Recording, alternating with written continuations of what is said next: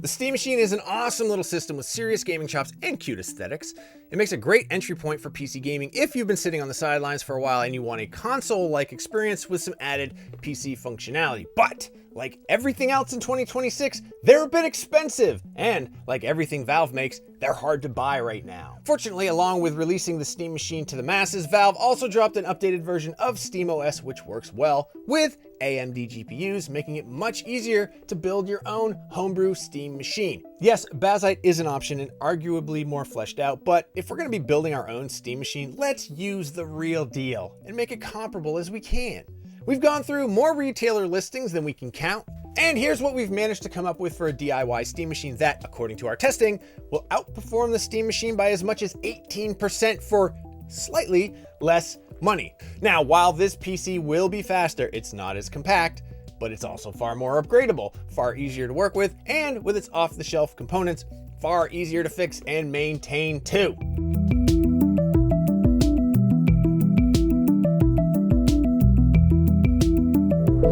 So from the outset, we wanted this build to be relatively compact, but there was no way we were going to be able to compete with the Steam Machine's super svelte design. It is using bespoke hardware, after all, to deliver its performance and cooling potential in such a small little footprint. So we'll be targeting a micro ATX system, which is smaller than a standard desktop system, but doesn't have the price, premium, or maintenance headaches of mini ITX. So let's take a closer look at each of these components, why we chose them, and what alternatives there might be if your budget is a little lighter or has a bit more room to maneuver.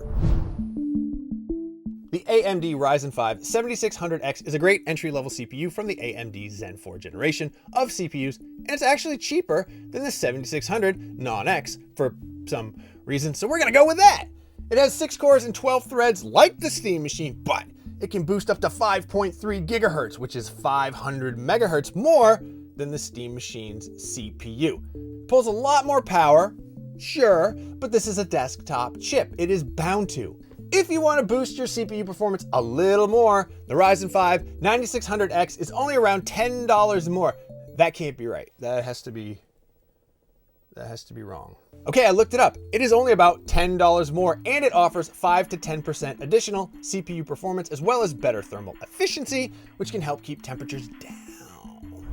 Thermalright has been one of the most prominent budget cooling brands for a number of years, and it still offers some of the best coolers for absolutely bargain basement prices.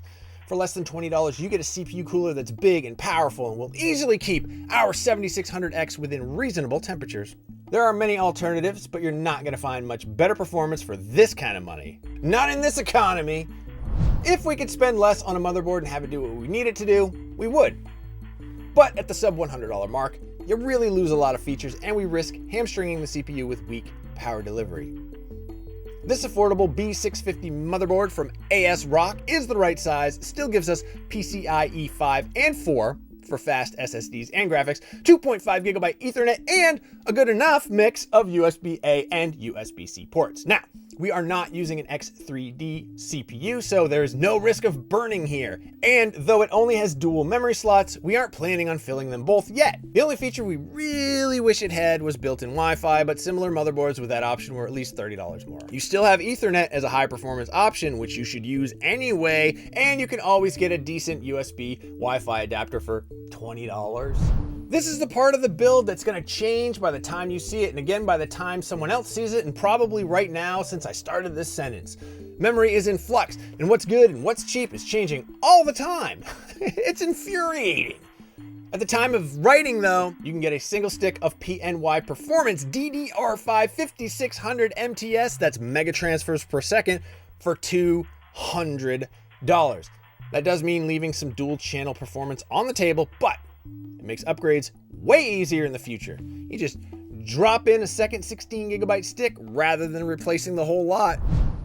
Our biggest money sink, and the one we wish we had more budget headroom for, is the graphics card. We have less than $300 and it has to be AMD for now. With no real support for NVIDIA or Intel GPUs on SteamOS, the best card for the job at the time of writing is the RX 7600. It's faster than the 7600 mobile equivalent GPU in the Steam Machine, and when you're ready, you can drop in a faster GPU and enjoy a quick and easy upgrade. It supports FSR 4.1 after the latest update, though unfortunately, AMD's frame generation remains out of reach for now. Fortunately, that's where lossless scaling comes in. Fully available within Steam on SteamOS, whatever GPU you end up putting in your homebrew Steam machine, make sure you're running lossless scaling in games that don't natively give you FSR and your frame rates should skyrocket, albeit with a latency cost. Like memory, buying storage in 2026 feels bad. You're gonna have to go with lesser known brands with smaller capacities than you'd like and even older technology. This PCIe 3 SSD from KingSpec is not gonna keep pace with a Samsung 9100 Pro, and its limited storage space isn't ideal if you play a lot of AAA games. But for handling a number of your favorite indie and older games, this is perfectly adequate. Games and SteamOS will still load up plenty fast, and you're getting it for well under $100. You don't want to scrimp on a PSU, and overcompensating with wattage gives us scope for future upgrades. Although we could get away with a lower wattage power supply, this one will cover everything we're running and more, letting it sit comfortably in the best efficiency range and run cool and quiet during everyday use. It's not modular, which is a bummer, so you're likely to have some wasted cables to tuck away, but we should have enough space for that. In our case, modular designs just add unnecessary cost. You can go pretty cheap and nasty on a case. Stick it in a cardboard box if you really need to, but if we want something that approaches the Steam Machine experience of a compact-ish, quiet-ish, good-looking-ish gaming PC for $70, the Montech Air 100 ARGB comes with a clear side panel, isolated PSU chamber, mesh front, and 4 RGB fans. Mwah! So you don't need to worry about system cooling. It doesn't have front dust filters, and cable management is always a bit harder in tighter case designs, but that's going to happen with any chassis this size.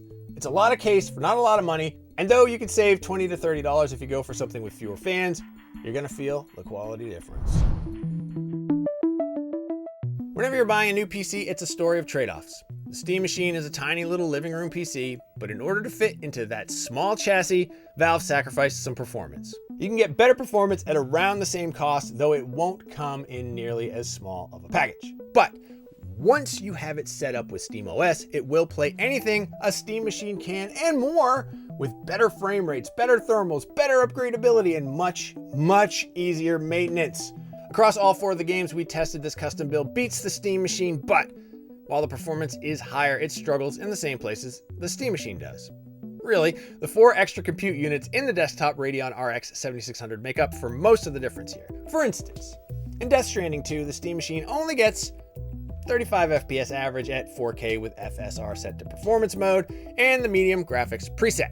The RX 76 build does fare better, coming in at 42 FPS. That's a pretty substantial 18% lead for the custom build, but it's still struggling to hit playable frame rates at those settings. However, in 007 First Light, which averages about 53 FPS on the Steam Machine, we get an average of 63 FPS on the RX 7600 test rig. That's another large 17% lead in our custom PC's favor, but more importantly, that jump is enough to bring First Light above 60 FPS. You can get First Light to hit these numbers on a Steam Machine too, but you're gonna have to bring the resolution way down to 1800p. In Cyberpunk, the gap narrows a bit. When we tested the Steam Machine, it got an average of 68 FPS. That goes up to 75 FPS on the custom build, which makes for a 10% jump. Now that is not as much of a difference, but gains are gains, bro. Resident Evil Requiem was a bit of a standout though. On the Steam Machine, we got an average of 86 FPS compared to 83 FPS on our custom machine. That's not a huge difference, but it is still a win for Valve, so pat yourself on the back, Gaben. If you have some components lying around or an old gaming PC gathering dust, homebrew Steam machines are a fun project and a great way to build a living room gaming system to give you a console-like experience without the classic headaches of Windows.